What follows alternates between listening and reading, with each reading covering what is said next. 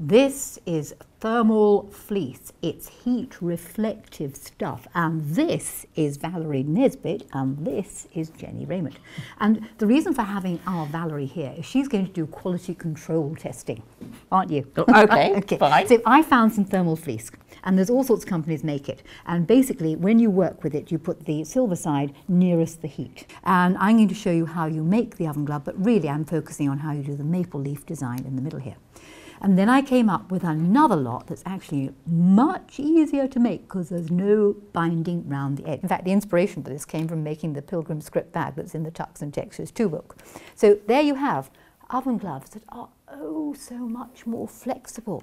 You're not going to have that nasty hard ridge, and just think, so much less effort because you haven't got to bind it. All you've got to do is turn it through.